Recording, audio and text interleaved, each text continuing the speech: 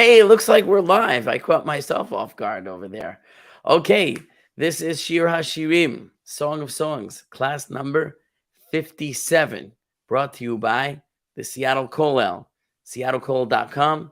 If you'd like to give a donation, classes are free, but we will happily accept donations from people who would like to contribute and earn a merit in the dissemination of Torah.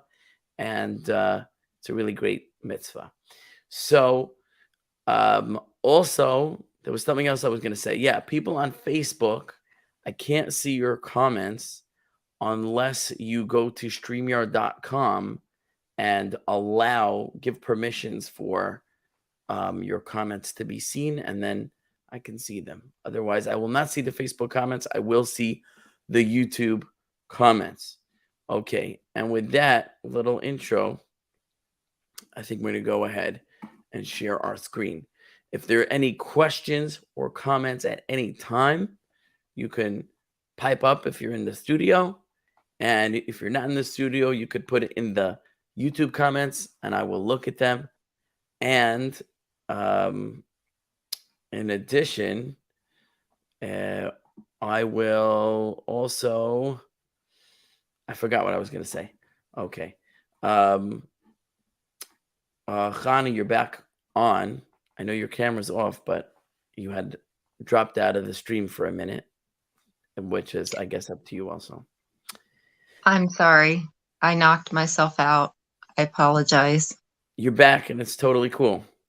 Okay. There was something else I was going to say, but I'm sure if I think of it, I'll say it. Okay, here is the text. We are in chapter 7, verse 5.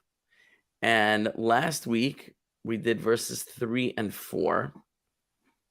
So just to do a quick recap, this section of the text deals with the period following the destruction of the Second Temple and involves a number of praises of Israel. And we said there's some confusion as to who's doing the praising, that the commentary of Rashi seems to contradict itself regarding who is praising her, whether it's God praising her or it's the nations praising her. And we didn't have a good resolution for that contradiction. But in the last verse, 2 verses we did in the last class, we heard about the belly button of this woman who is the depiction of Israel, is like we said, is like a marble basin which never lacks water.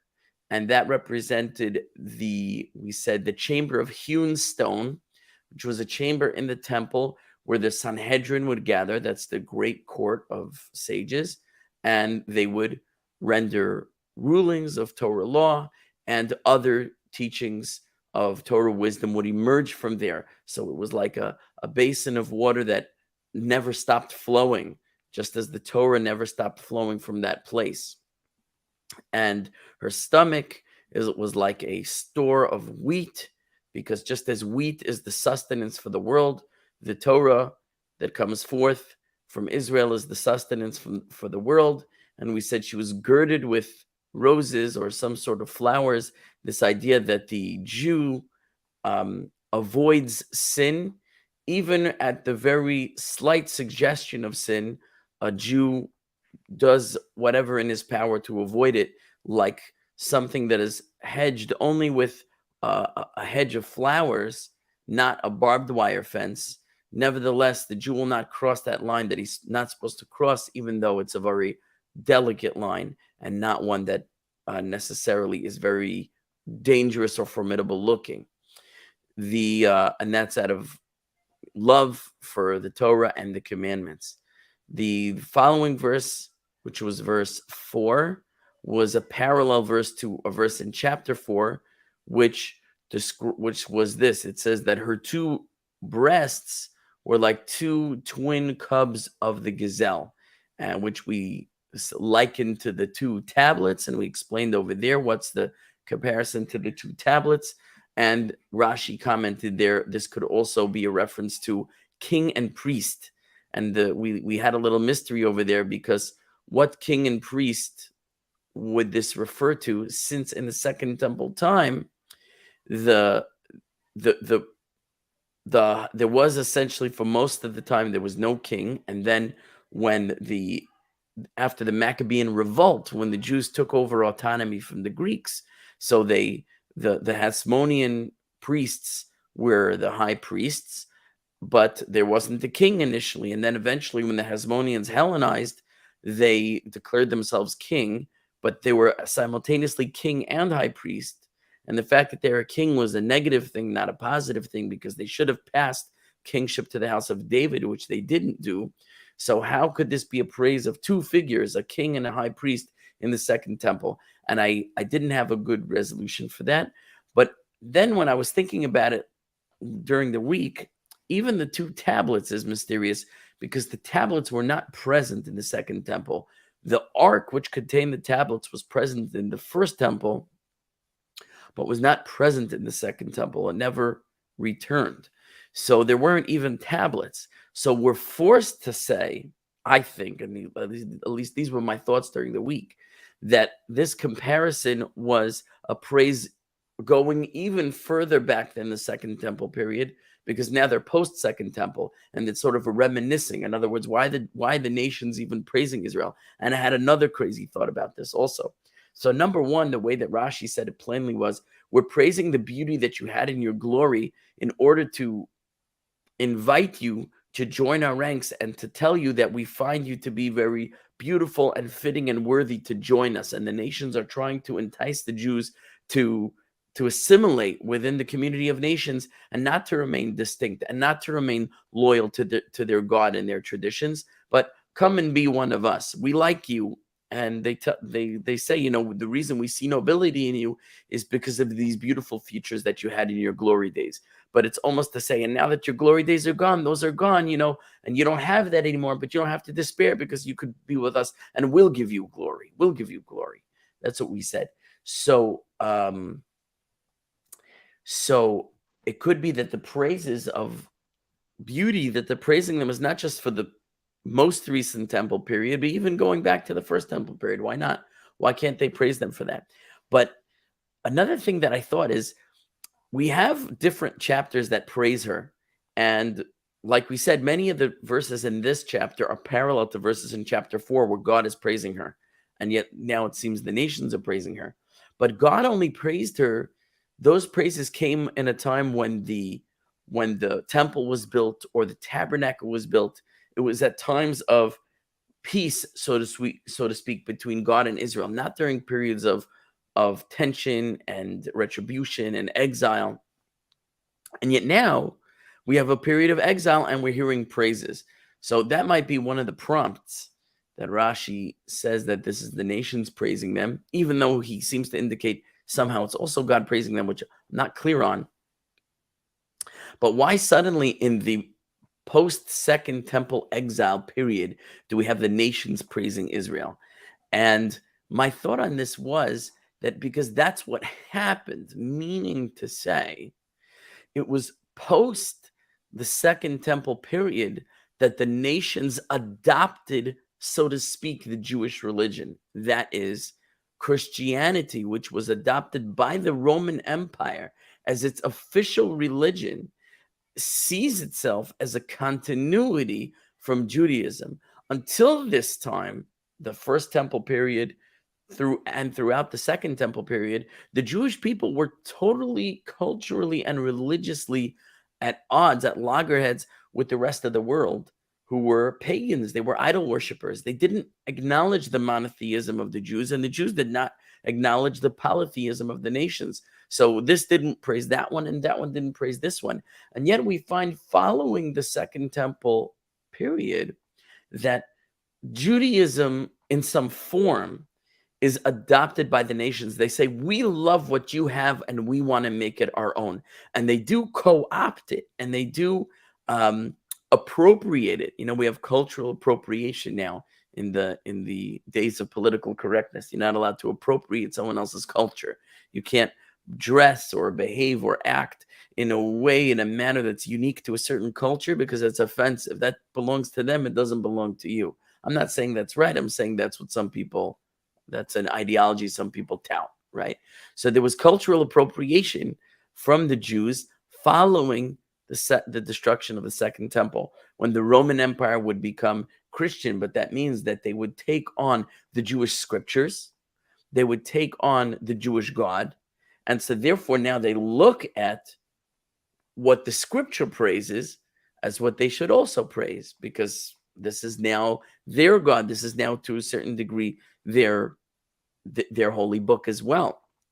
And later that occurs with the Arab nations, with Islam, that even though they believe in the Quran rather than the Tanakh, but they do consider the Jews the people of the book. They give them a certain honor because of that, and they do look at the Torah and the Tanakh as holy books. I mean, at least from my conversations with Muslims, they do regard our books as holy, and they certainly regard our prophets as prophets.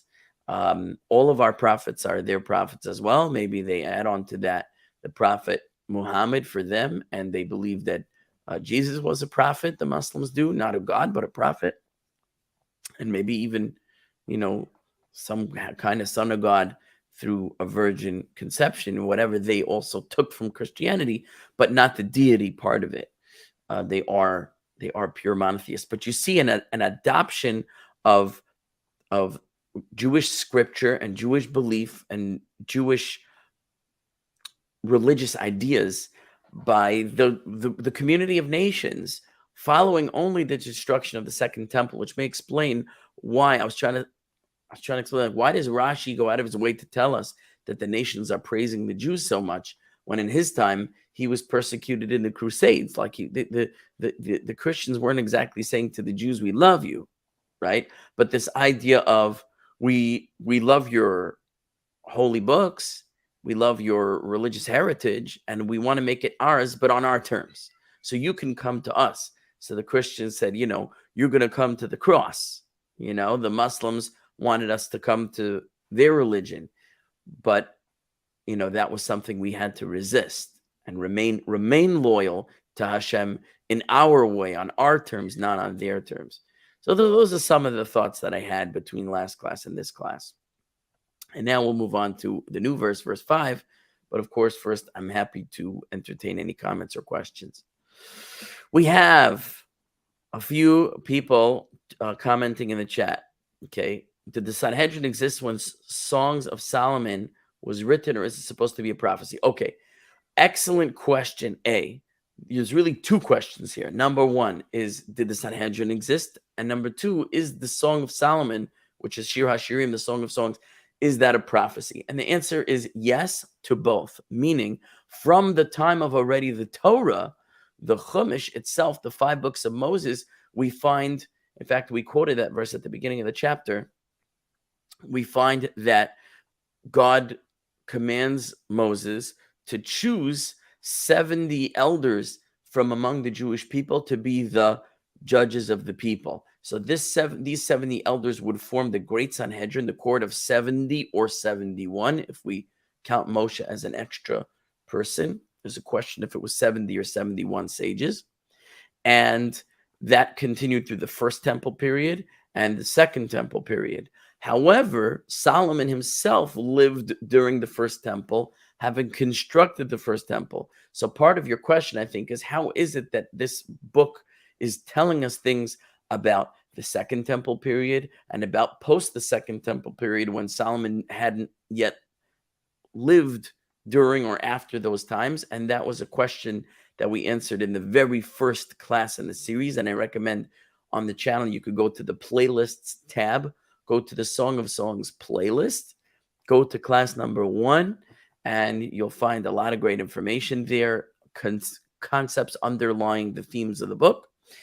And one of them is that Rashi's approach to the book, that this is Solomon writing not only about the relationship between Israel and God that began prior to him in the early course of history in the days of the patriarchs and forward through the sojourn in Egypt and so on. But even beyond the time of Solomon, he was prophesying toward a later period where there would be exiles and highs and lows, and all the scripture here is a premonition of that, and that's how Rashi interprets it. So that's a great question. We have from Citre Jolie, says shalom, and we say shalom back. Lorraine R. Ward, shalom aleichem. We answer aleichem hashalom. Janice Hart is here. Shalom, listening. Great. Again, any questions or comments before we go ahead with the material? Okay. So, verse 5, here we go. Tzavorech kemigdal hashen, einayich berechos becheshbon, al sha'ar bas rabim, apeich kemigdal halevanon, tzofe penei damosek, which means, Tzavorech kemigdal hashen, your neck is like an ivory tower. Einayich berechos becheshbon, your eyes are pools in cheshbon. Now, I debated somewhat what this word means. Now, cheshbon is a Hebrew word, and it has a meaning. It has a translation. Anyone know what the word cheshbon means? Wants to answer that for the class? I mean, typically when you're talking about a cheshbon, you're talking about an accounting principle, right? That it's like you're keeping a list of numbers or something. You know, it's right. Like, yeah. Anyway. Very good. A cheshbon is an accounting, a calculation, from the word lachshov, to think. Machshava, thought. It's a calculation. Generally, cheshbon is more or less what they call mathematics in Hebrew. Modern Hebrew is called cheshbon. Sometimes they call it matematika, but that's obviously a borrowed word. Cheshbon is math, or sometimes accounting is called cheshbon. When you get a bill, it's your cheshbon. You go to a restaurant, they bring you your check, it's your cheshbon. It's the calculation, the tally of what money is owed. So that's right. Cheshbon is a numerical calculation, or the truth is it could be an analysis without numbers. There's something called a cheshbon hanefesh, an accounting of the soul, which means generally that's understood. A cheshbon hanefesh means a person is introspects. You look inwards and you try to determine, how have I behaved? Was it positive? Was it negative? What could I improve? It's your introspective self-reflection, right? As a cheshbon hanefesh. So cheshbon, lachshov, machshava, these are thoughts. So the pools here, it says your eyes are pools in cheshbon, pools in calculation, pools in number, pools in quantity. It's hard to understand what that means. So brechos b'cheshbon could mean pools, as in pools of water. In number, like your eyes are two pools, but instead of saying two, it says pools in number. Maybe it means of a certain quantity of water, pools of water, and it's meant to indicate like an abundance of water. Your eyes are these deep pools, brechos b'cheshbon. Another thought I had is that there's a place in Israel called Cheshbon. I'm not sure exactly where it is, but it's in the Torah when the Jews come to the east side of the Jordan and they have to battle certain nations there. They battle a king named Sichon, and he's called Sichon Melech Cheshbon. Sichon, the king of Cheshbon, and he's the king of the Amorites. And together with Sichon, the king of Cheshbon, they also battle Og, the king of Bashan. These two figures, Sichon Melech Cheshbon, Sichon, the king of Cheshbon, and Og, the king of Bashan. Bashan is the Golan Heights. So Cheshbon, I'm not sure if it's part of the Golan or it's near the Golan. If it's part of the Golan, that means it's modern day Israel. Golan is sort of northeast Israel. If it's neighboring the Golan, then it may be part of modern day Jordan. So, and in fact, I think it is part of modern day Jordan, because later in the book of Judges, I think it's the Ammonites. I don't remember. I didn't look it up before the class. The either Ammonites or the Moabites that start making trouble for the Jewish people. And Yiftach is the shofet, Jephthah, Yiftach, and he sends them a message saying, listen, the land that you're bothering us about, that we're in control of right now, because once they defeated Sichon, the king of Heshbon, the tribes took over that land. And that was the land that came under attack of either Moab or Ammon. Now, Moab and Ammon, the Ammonites and the Moabites, occupied basically present-day Jordan. So he says, listen, we don't have any beef with you. We didn't take this from you. We took this from Sichon, the king of Heshbon. He took it from you, meaning that the Amorites had conquered it from you. Maybe historically you want to claim it's your land, but in the meantime, it was taken over by somebody else, and then we got it from them. So, and where were you for the last 300 years? So you can't come now and start making geographical claims. So this was his attempt at diplomacy. It failed, and he had to ultimately go to war with them.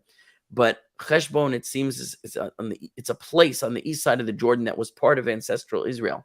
Now, maybe this place, Heshbon, had reservoirs of water, like a brecha is a pool or a reservoir. Nowadays, a swimming pool is called brechat schia. Schia meaning swimming, a swimming pool. Brecha is a pool of water, also a word for a reservoir. You could see the word blessing in here, bracha, a blessing, because the idea of blessing means you are receiving some sort of an increase in abundance from the source from which that abundance flows. And that's the idea of the reservoir of water is the source from which flows our sustenance. So your eyes are like pools, maybe in Heshbon, in this geographical place. That's another crack I have at it. So either has something to do with quantity. Your eyes are like a quantity of pools, or pools that are quantitatively impressive, or the pools of Heshbon. Those are my thoughts on it. If you have other thoughts, please feel free to share them. Janice says there are dairy products with the name Heshbon. So I guess the name could be referring to the location rather than an accounting. So I'm not familiar with that. If there are Israeli dairy products called Heshbon, I don't know. Could be the place where it's from. I'm not really sure. Can't really say I have knowledge about it. So that's that. Okay, so your eyes. Okay, so he said your neck is like the ivory tower. Your eyes are like pools in Heshbon. We'll go with that for now. Al Sha'ar Bas Rabim, over the gate of the daughter of many. Now that's a euphemism. The daughter of many doesn't refer literally to a female person who's a daughter of many. Bas Rabim is like when we say like bar mitzvah or bas mitzvah, and bar meaning son. It just doesn't mean the son of a mitzvah. It means a person to whom mitzvahs apply. It's called ben mitzvah or bar mitzvah. And a girl to whom mitzvahs, commandments apply is called bat mitzvah, bas mitzvah. So bas rabim means something of which there is a multitude. And a sha'ar means a gate literally, but it's also a euphemism for a city, because cities would have gates. So a sha'ar bas rabim means a city with a large population. Your eyes are like pools in Heshbon over, which could mean like next to, neighboring, a city with a great population. What does that mean? We're going to find out, but this is just what the words mean. Apeich, your af, and I did a sneak preview last time at the end. We said af means nose.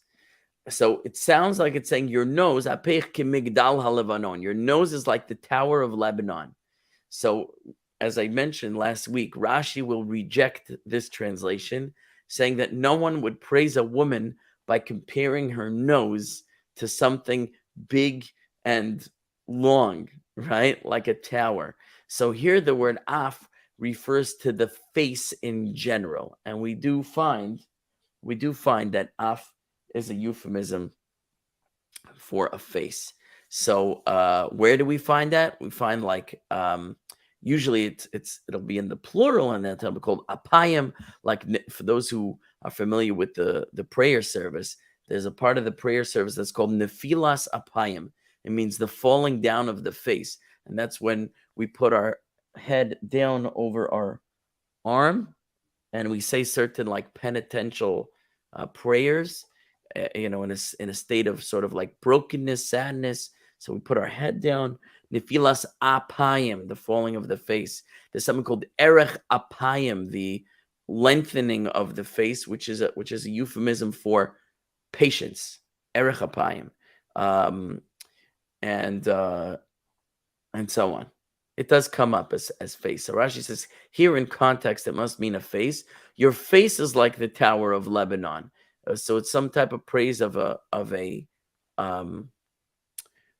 maybe a long shaped face that's erect, as opposed to, let's say, a round or broad face, which might be less attractive than a sort of an oval shaped face. So like the Tower of Lebanon, we'll see what that's about.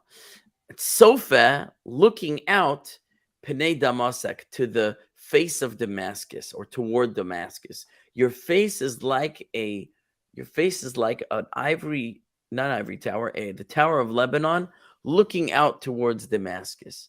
So what does all that mean? Your neck is like an ivory tower. Your eyes are like pools in Heshbon over the city of great population. Your face is like a Tower of Lebanon looking out towards Damascus. Okay, that's what it means. We have to see what it represents. And again, comments and questions always welcome. Janice, thanks, Rabbi. I thought those products were fairly common, but I guess not if you've never heard of them. I haven't seen them in a while, but I do remember seeing that name in Canada. I'm just not familiar with it. But okay, let's go with the commentary. Your neck. What is your neck? The neck is haheichal, the sanctuary of the temple, v'hamizbeach, and the altar. These can both be symbolized by the neck. Shehem zikufim ugvohim, because they are straight, they are erect, ugvohim, and tall. The sanctuary of the temple was a tall structure, and the altar, which was in the courtyard, was also tall. I think particularly in Solomon's temple, the altar was quite tall. You had to go up a ramp to get to the top of the altar. It was quite large, the altar. So these are the neck. And also Rashi adds in Vilishkas Hagazis, and the chamber of hewn stone, which we described last time in the previous verse as being the belly button, which is a little bit confusing because which one is it? Is it the belly button or is it the neck? Now, there's no reason why it can't be both, even though you say, how could it be both? It's one or the other, because it has different qualities. And those qualities can be likened to different structures of the body. So when we talk about this quality, it's like the quality of a neck. When we talk about this quality, it's like the quality of a belly button. So you remember that the belly button, the idea of the belly button was that that's the place of sustenance from the mother to the baby in utero, is the sustenance comes in. So that and also we said that it goes in through that place and it spreads out throughout the body, like the temple where the chamber of hewn stone was the, so to speak, the center of the universe from which the creation sprung and stretched out to everyone. We spoke more at length about that very fascinating concept last week's class. Take a look if you want to return to that, review that. But also that the umbilical cord sustains the child, so too the teaching of Torah from that place was sustenance for the world, and it's compared to water, and it's compared to wheat, etc. So in as far as it offers sustenance in that way, it's the place of the umbilical cord, the navel. But here we're going to talk about the neck. Why Rashi now explains why these three things, the altar, the sanctuary, and the chamber of hewn stone, could all be compared to the neck. Gam hi sham asuya lechozek ulemagin. This too is there, meaning the chamber of hewn stone is also there in the temple, which is, this tall structure. Asuya lechozek ulemagin. It was made for strength and for shielding. Kimigdal Hashem, like an ivory tower, is strong and it's protective. It's like a citadel or a fortress. Now for this, I put a little footnote here, footnote number 9, that those of you may remember way back again in chapter, I didn't write the chapter, did I? Yeah, it was chapter 4, verse 4. So I wrote Dalet here, which is the number 4, but I didn't fill in chapter 4, verse 4, which ironically comes right before chapter 4, verse 5, obviously. But in other words, where do we see chapter 4, verse 5? Last week, when we talked about the verse that describes her breasts, we said that's parallel to chapter 4, verse 5, which also describes her in that way. And that's so, but there, the verse before it, chapter 4, verse 4, described her neck, first her neck and then her breasts. And here we had first the breast and then the neck.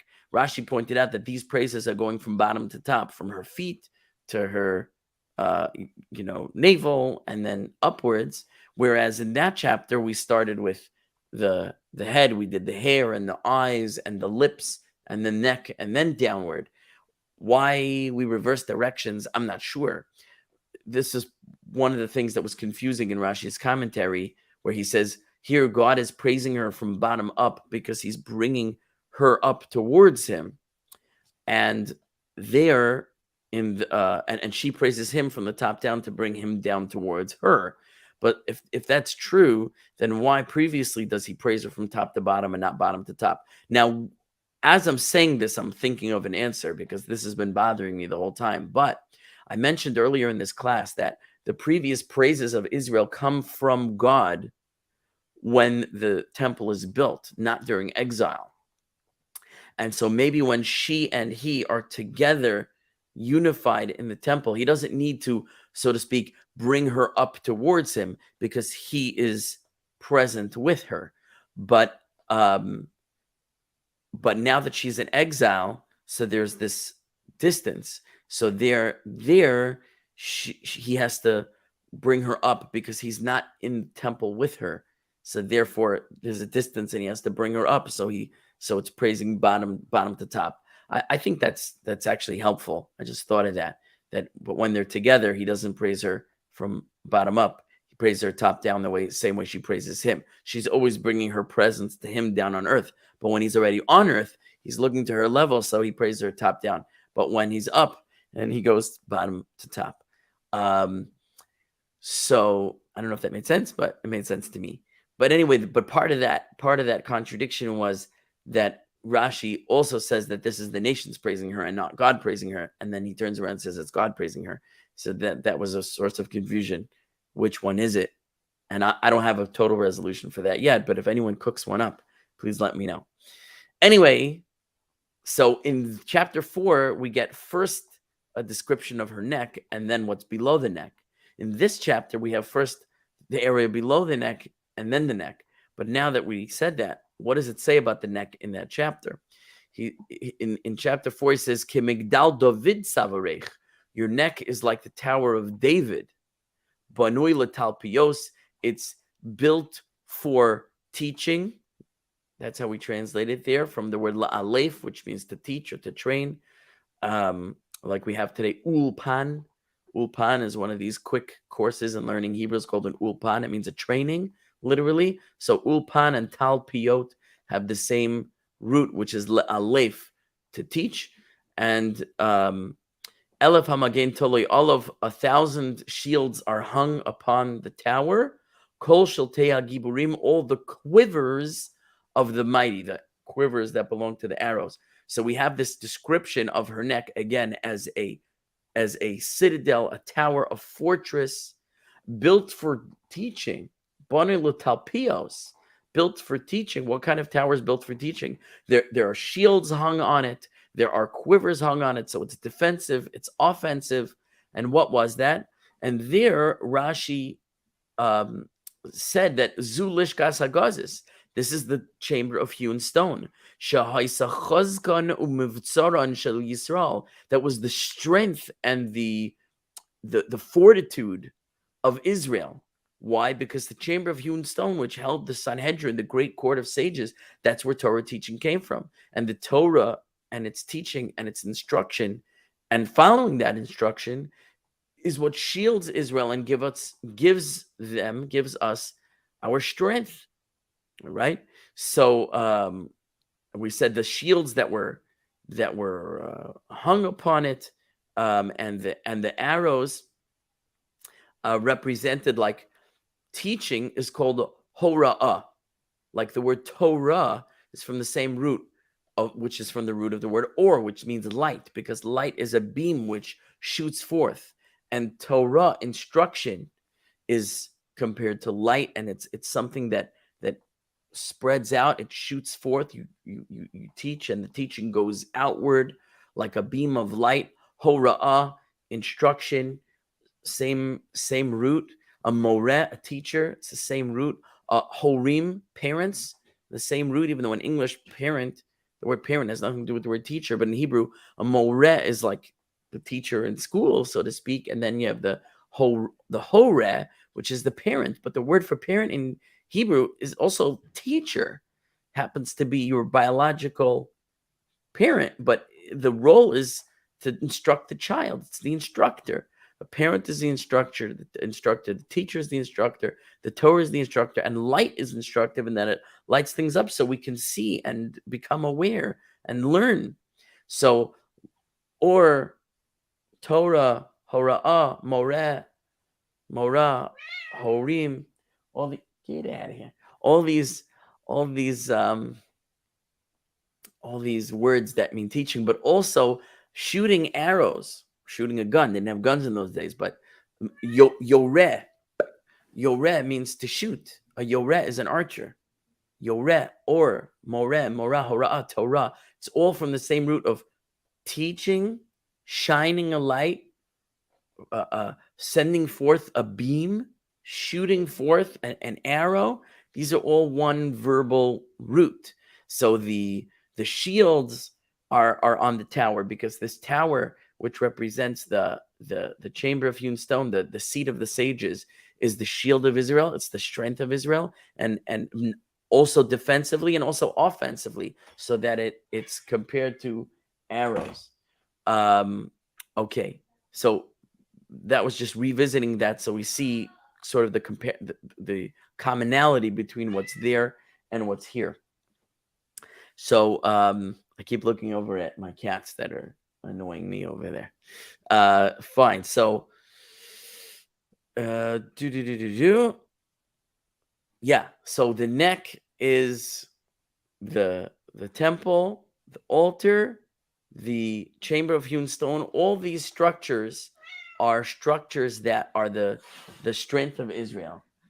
Now the cats are getting into it. Let me deal with this. I'll be right back.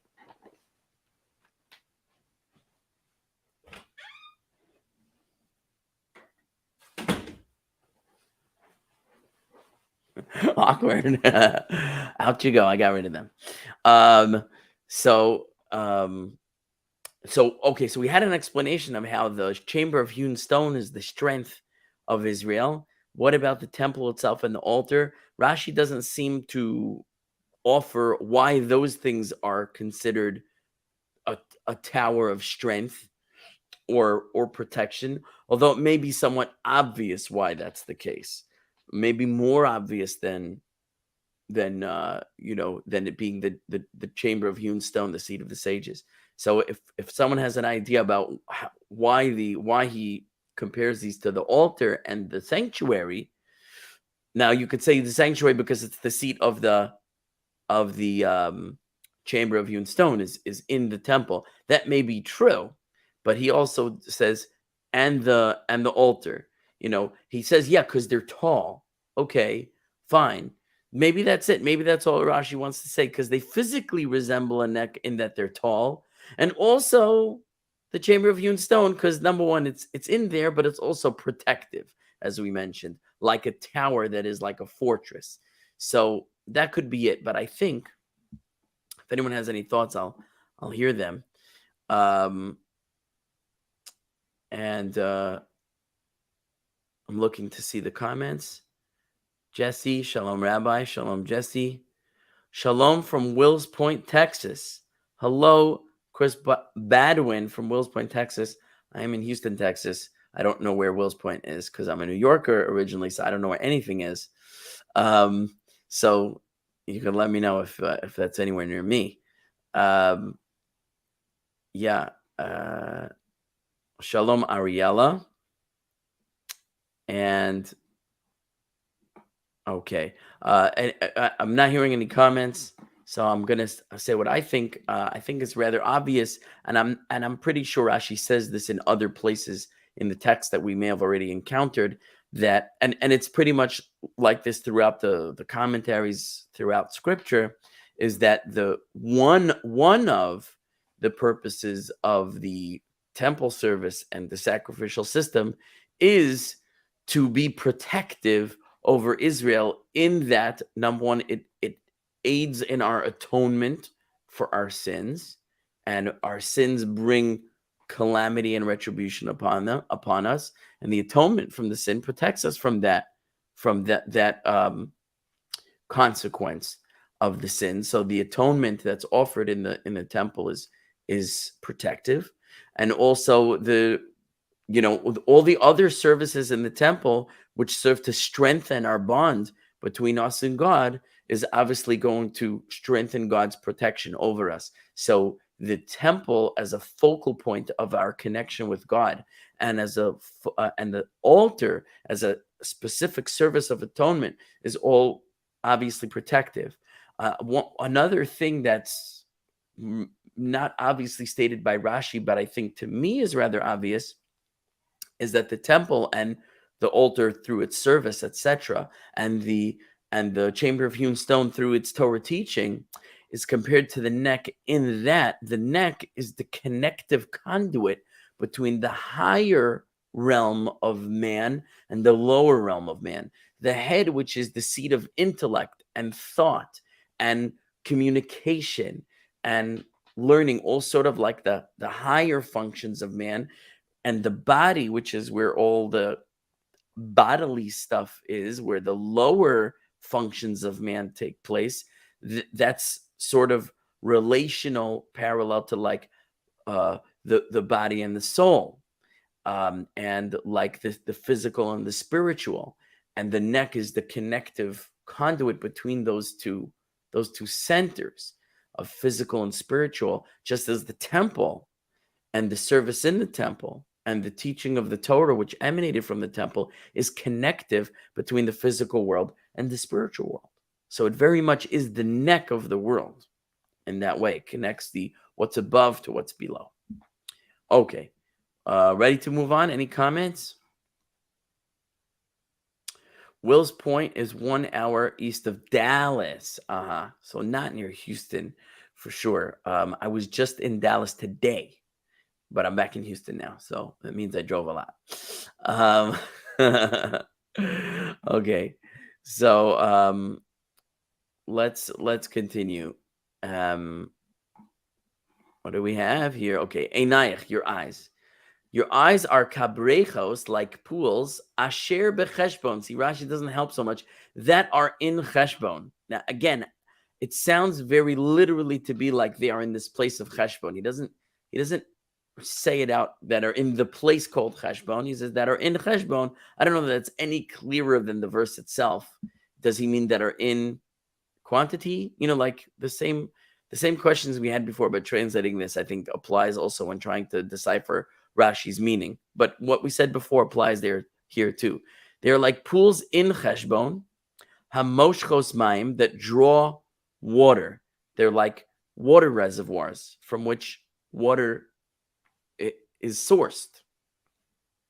So why are your eyes compared to this? Kach einayach al shar bas rabim.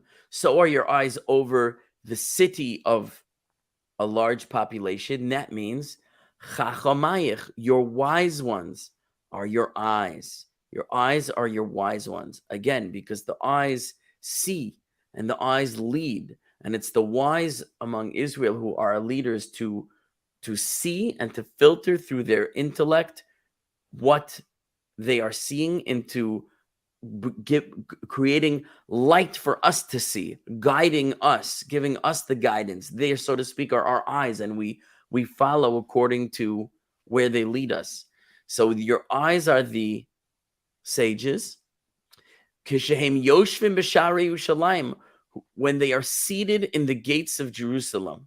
Jerusalem, which was this metropolis, the city of great population. So that's what it means. Eyes over the city of great population are the sages seated in the gates of Jerusalem. Ha'ir bas rabas am, the city of great population. Va'asukim b'cheshbon tekufos umazalos. And why are they called pools in cheshbon? Here, Rashi says at the very least in the way that it's homiletically, metaphorically intended, is because the sages are involved with cheshbon. They're involved with intellectual calculation, with analysis, with study. They're involved with cheshbon of what tekufos umazalos.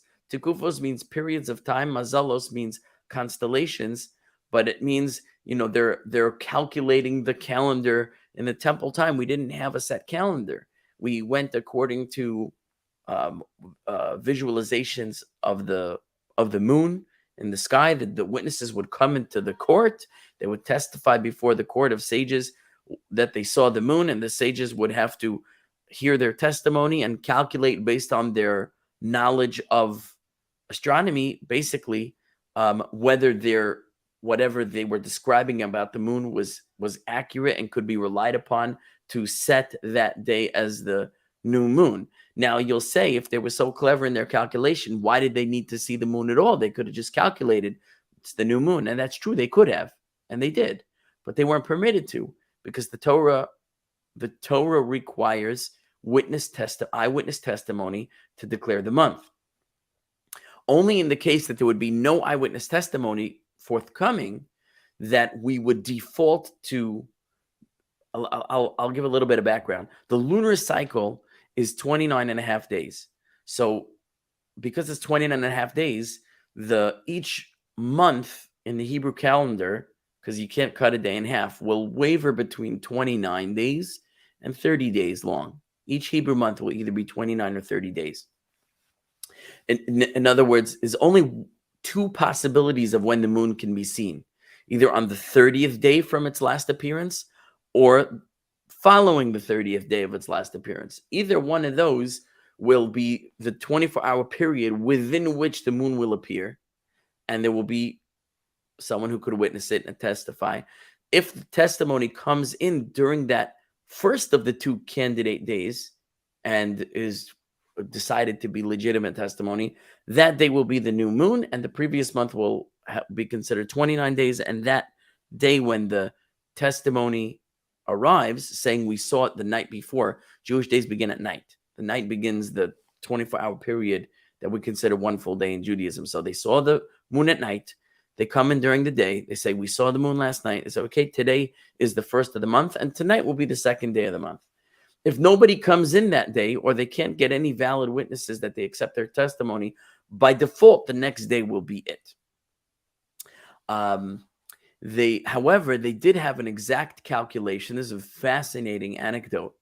The sages had an exact calculation of how long the cycle of the moon was, and it was by tradition. The Talmud records this from one of the sages of the Mishnaic period, Rabban Gamliel, that he had an oral tradition that the period of the cycle of the moon from one appearance to the next was 29 days, 12 hours, 44 minutes, 3 seconds, and several fractions of a second that I don't have memorized. But, so they knew this exactly. However, because the Torah required witnesses, so they would make a calculation. The witnesses would come in, and they would decide whether or not the cats in here. I let them out. I didn't see. And they would decide whether or not the witnesses who were coming to testify could have seen the moon. They would say, what did it look like? Where was it in the sky? Where was the crescent? Was it here, here, here? And they knew astronomically, whatever, I don't know the word. They knew what it should be. And if the witnesses would be accurate, they would accept the testimony. Now, what's fascinating about it is not every sage was super mathematical in this way. Not that they weren't good at math, but not everyone was aware of this calculation. Rabbi Gamliel, who was the head of the court, was aware of it. So there's a fascinating anecdote in the Talmud in which the witnesses come in and testify, and they testify. We saw the moon, and they declare that day the new moon, which was the 30th day. So in other words, that means the previous month had 29 days, and this was now day 1. That night, the sages, it's time to leave work. They leave and they go outside from the court, and they look up at the sky, and they don't see a moon. And they say, how could it be that they said they saw it last night, and yet tonight there's no moon? That means it's going to appear sometime during this next 24-hour period, and the witnesses who came in must have been mistaken. In fact, the sage Rabbi Yehoshua gives the following analogy. He says, you can't have a woman give birth one day and the next day she's 9 months pregnant. It doesn't work like that. If she gave birth, she's not going to be pregnant no more. So here we have, so to speak, a pregnant sky after witnesses said the sky gave birth. It can't be. They must have been lying. And he says we have to invalidate their testimony retroactively and declare the next day to be the new moon, so that the previous month now had 30 days and the next day is day 1. Rabban Gamliel, who was the head of the court, refused to accept Rabbi Yeshua's argument on the basis of his calculation. He calculated that the moon should have appeared, and they did rightly declare the new moon. And for whatever reason the moon was somehow obscured that evening, not his problem, right? But they argued somewhat vehemently on this. And in other words, you see that Rabbi Yeshua did not accept Rabban Gamliel's oral tradition as enough to negate what he saw with his own eyes. And the judges could act as witnesses too.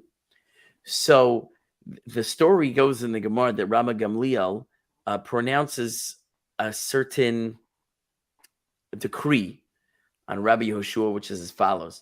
Now, this, by the way, wasn't just any new moon. This was actually Rosh Hashanah, the first day of the month of Tishrei, which is the Jewish New Year. So it was also a Yom Tov, right? It means it was also a holiday. And that also means that based on the sighting in the new moon, you will declare all the holidays of the month, because the holidays occur on specific dates. So whatever the first day of the month is determines when the 10th day of the month is, which is Yom Kippur, when there's going to be a fast. And you can't get that wrong, right? And, so they're arguing now over when Yom Kippur is going to be, the Day of Atonement, where the Jews have to fast. Are they going to fast on this day or on that day, right? And then you have the festival of Sukkot, right? Tabernacles. So this was a big argument. And Rabban Gamliel, because he had the position of authority, he said, listen, Rabbi Yeshua, I'm overriding you. And if you argue further on this, you're going to get yourself into big trouble. So much so that this is what I require of you. I require you to publicly display that you agree with me and you're not holding out on your own view. How will you do this?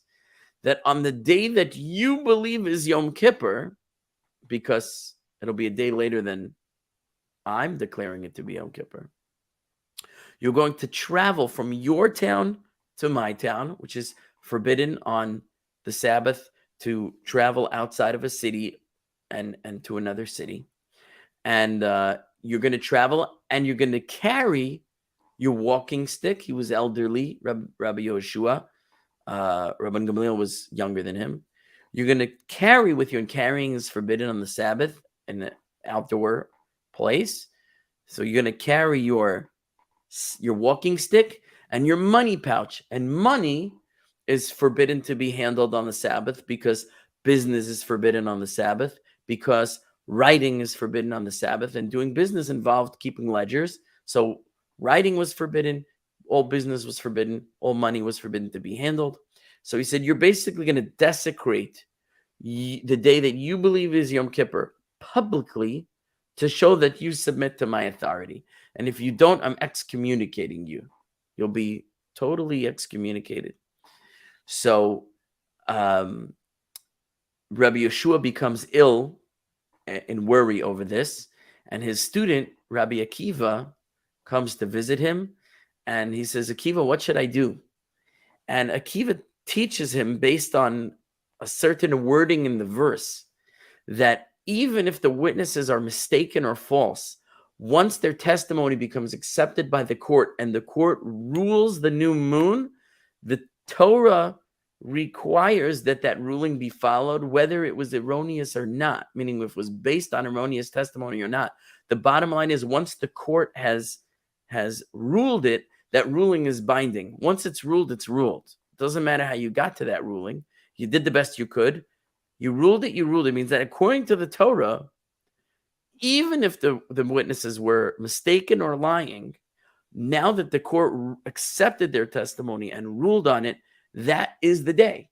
So Rabban Gamliel's Rosh Hashanah is the correct Rosh Hashanah, and Rabban Gamliel's Yom Kippur is the correct Yom Kippur, regardless of the physical reality of when the moon actually appeared. It goes by the ruling of the court. It follows the ruling of the court. And Rabbi Yeshua said, so Rabbi Akiva showed him where he derives that from the verses. And he says, Rabbi Akiva, that's brilliant. Who taught you this? And he said, you did, Rabbi Yeshua, my great teacher. And Rabbi Yeshua was elderly and he didn't remember that he himself had taught Rabbi Akiva this understanding in the verses. But he was so invested in his own view that he couldn't see that until it was pointed out to him by his objective third-party student. And he accepts Rabbi Akiva's teaching, which is really his own teaching. And it says he does what Rabban Gamliel requires of him. And on the day following Rabban Gamliel's Yom Kippur, he travels with his walking stick and his money pouch, and he comes before the court, and Rabban Gamliel kisses him on the forehead and accepts him warmly back into the community of rabbis. Now, mind you, if that story, you find Rabban Gamliel's behavior distasteful, you should just know so did the rest of the sages. And because of that incident and some other incidents where he picked on, you could say bullied, even borderline bullied, Rabbi Yehoshua, who they really disagreed on a lot of things. And Rabbi Yehoshua was older. He had more years and probably more Torah knowledge. But Rabban Gamliel had the authority because he was a descendant of the Davidic house. And therefore he took the position as the head of the Sanhedrin. He used his power to put Rabbi Yeshua in his place, sometimes too harshly for the taste of the sages, and they did ultimately depose Rabban Gamliel, at least temporarily, and that's a story for another time. But I just wanted to put that in as a caveat because it does seem like a little bit of a harsh treatment. And if you thought that, you're not alone. And Rabban Gamliel did get his comeuppance for a while.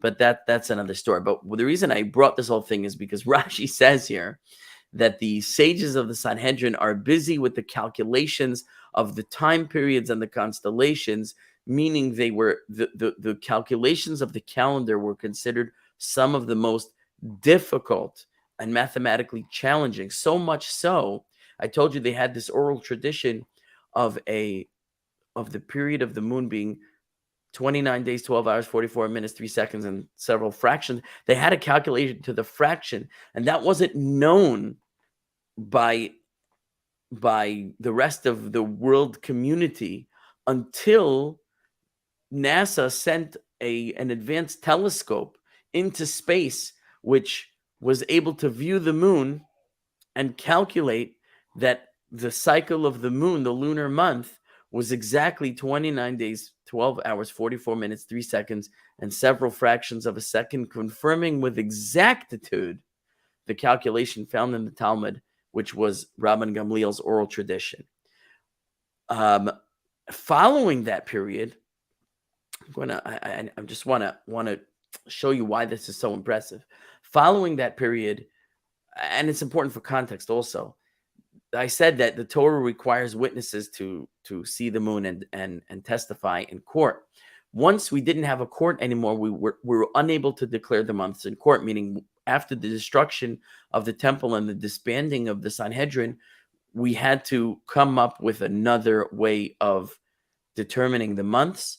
And that was when the modern Jewish calendar came into being, with a set calculation of the months and the years for all history into the future, which was obviously done with a extremely precise mathematical algorithm that took, I'm sure, many great minds and a very long time to figure out, and was eventually put into place by a sage named Hillel, not the famous Hillel of the time of the Mishnah, but a later Hillel of the Talmudic period, and is the basis for our calendar today, by which we follow all the months and years and holiday determination. It works forever, and it intercalates the solar cycle and the lunar cycle perfectly, which we're required to do because Passover always has to be in the springtime,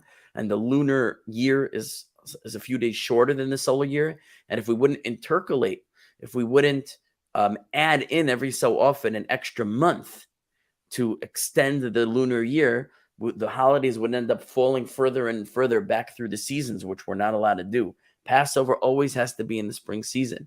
So this calculation of exactly how to add in an extra month every few years on a set cycle forever, and it's perfect, was a great feat of mathematical genius, the likes of which I don't know if it's ever been repeated in human history, and with no computers. Understand? This is 2,000 years ago, and even the Maimonides, who was about 1,000 years later, right?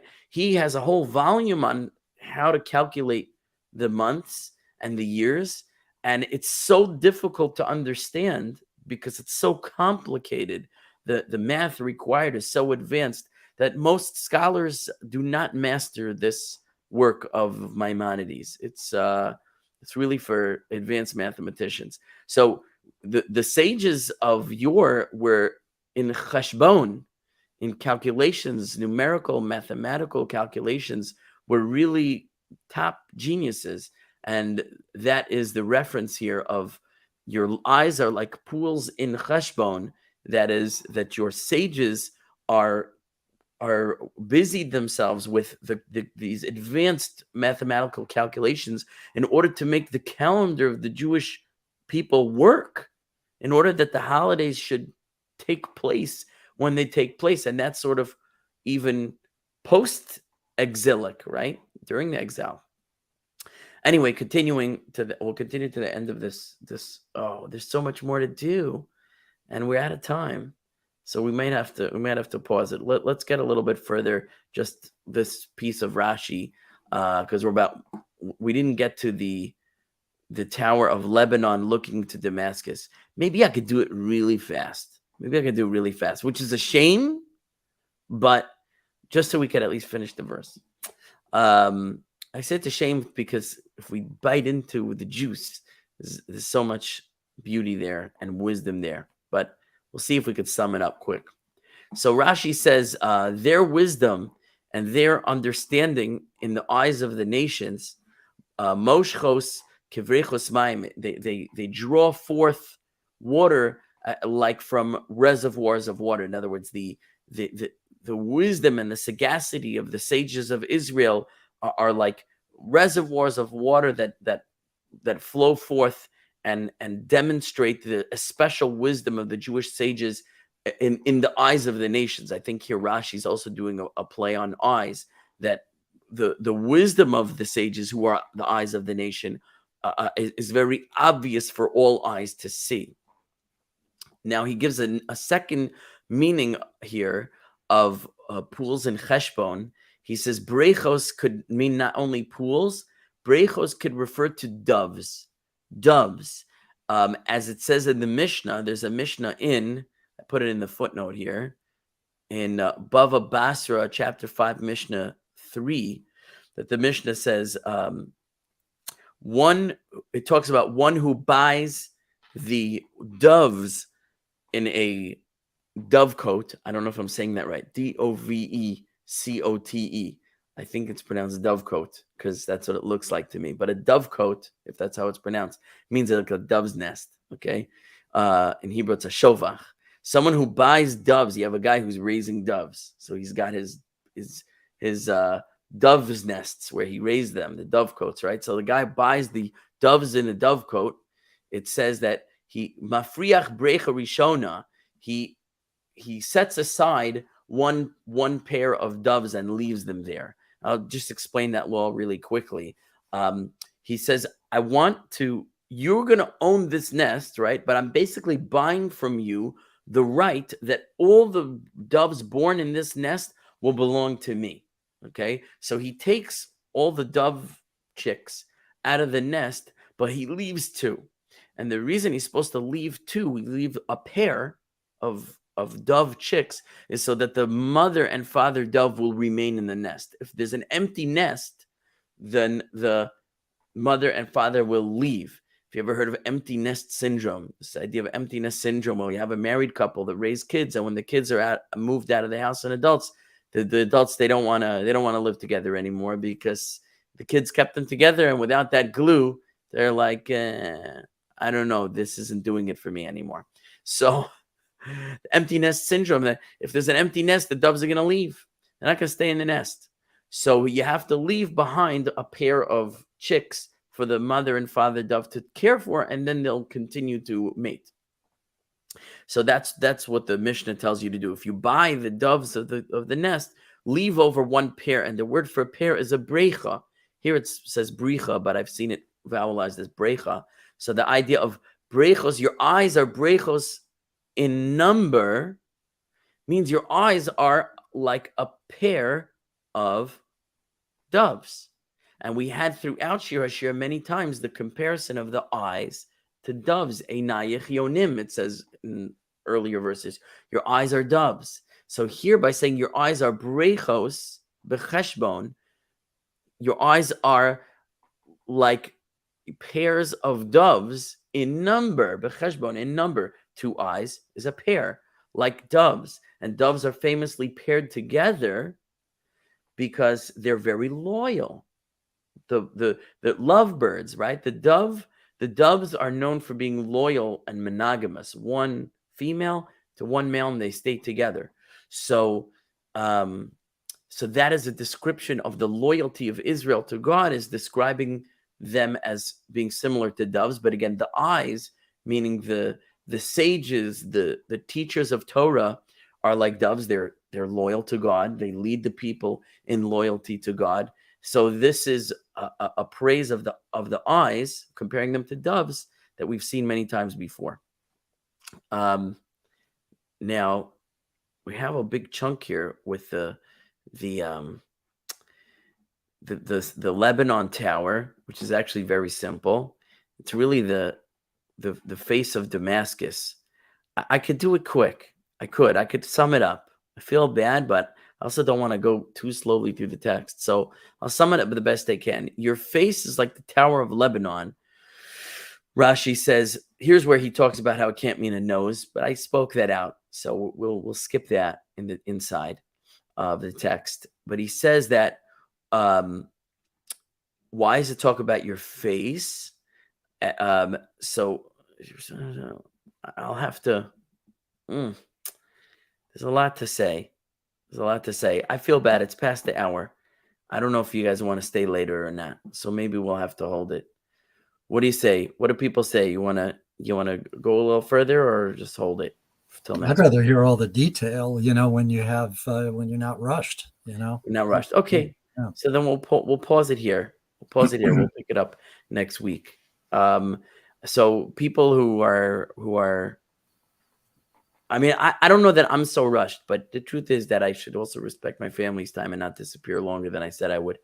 But I do usually at the end of the hour entertain questions. So if anyone has any questions, we'll pause here for questions, and we'll get more into the imagery of the Tower of Lebanon. Your face is like the Tower of Lebanon, and the looking towards Damascus, what that means. That's really interesting stuff that maybe we won't rush through. We'll save it for next week. Maybe some comments that I missed here in the chat.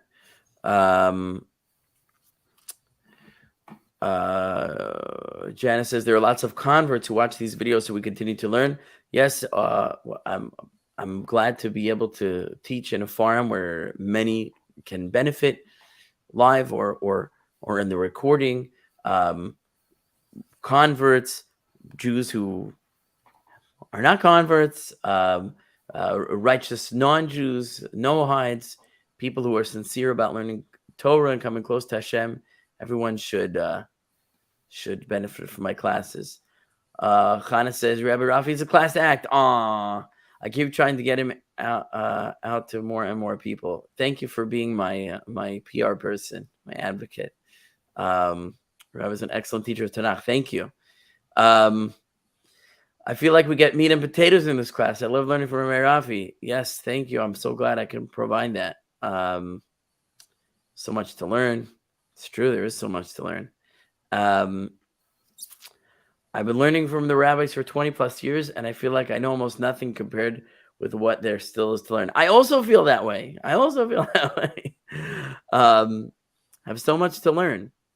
It's definitely a lifetime of learning, no question about it. If you didn't know until now, learning Torah is a lifetime process. It is never finished. No matter how much you learn, there's always more to learn. Always. And it took me a while. Learning is like a circle. What do I mean by a circle? I've heard this before. Maybe someone else has heard this too.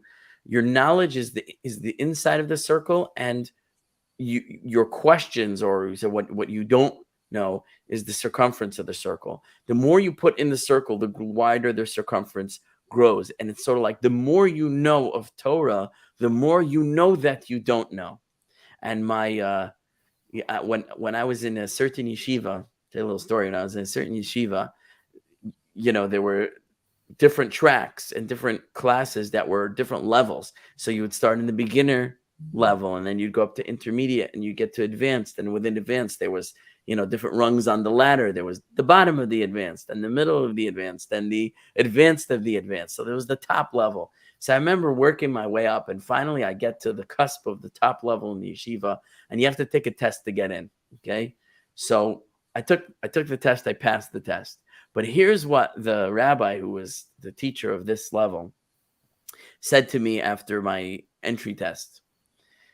Because just because you got in, right, doesn't mean you are advanced yet, because there's a process in the class of learning more and learning how to learn better. So you actually get, there's what to gain in the class. It's not that, I got in, now I'm the top.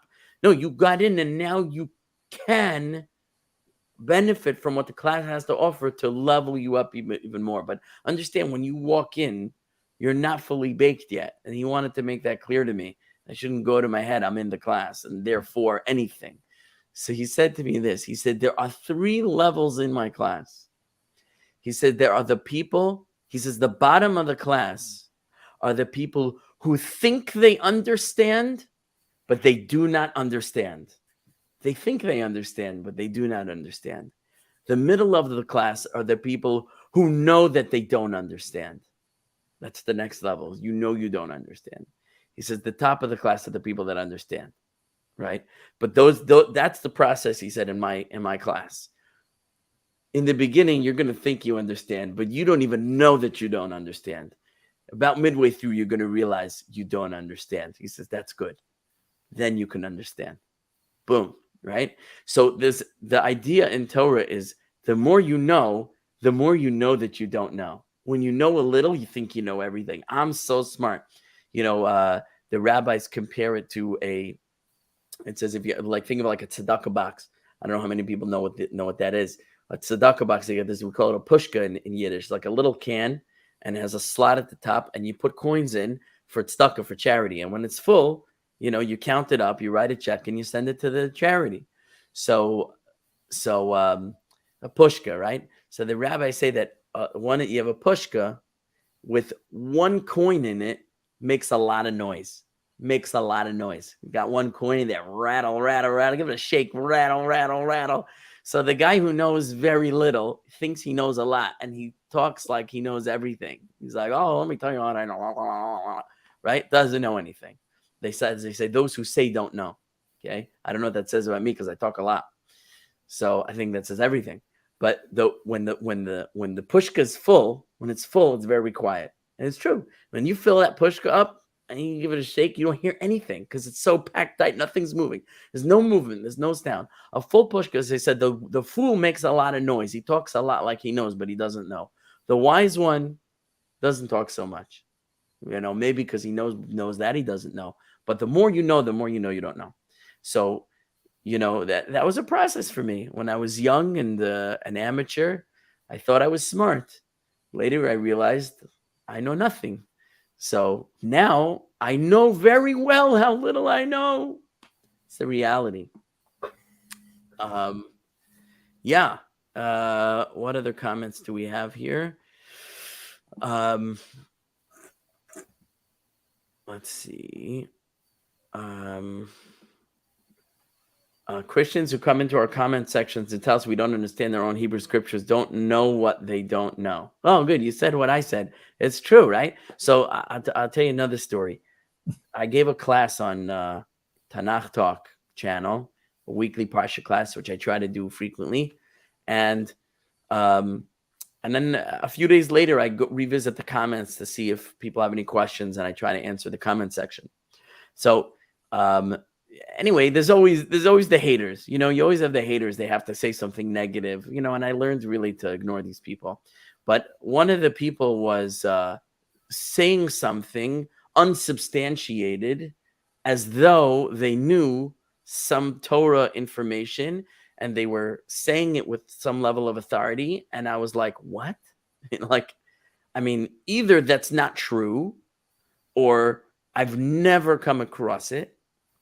So I could be ignorant, or this person is totally wrong, but let's find out. So I replied to the comment and said, could you offer a source for what you're teaching? Because I've never heard of this. And so the guy says, what? You're a rabbi and you don't know? I'm not telling you. You're a rabbi. You're supposed to know these things. If you don't know, what kind of a rabbi are you? It's one of these like red herrings, you know?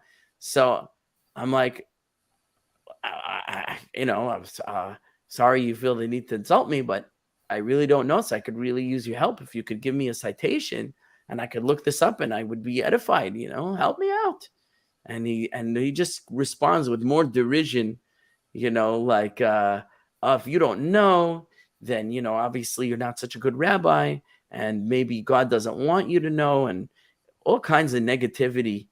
It's crazy how people will come and tell you like, you're wrong and I'm right, and really don't know anything. It's the chutzpah of some people. Anyway, that said, maybe I really don't know. Maybe there really is a source. All I'm asking is, tell me so I could look it up and learn something. And the guy's just deflecting and insulting me. So I don't take that seriously. So I responded with a little laughter emoji. I was like, you're a comedian. I don't have time. I don't have time for people like this. So true, Rabbi. Thanks for sharing your wealth of knowledge. Got to go and put my phone on charge. I'm with you. I think we all got to go. So if that's all, we'll close out the class for this evening. And we'll pick it up, God willing, next week. Thanks, Rabbi. Okay. Have a lovely week to you as well. Everyone take care, be well, and good night. Good night. Good night. Thank you.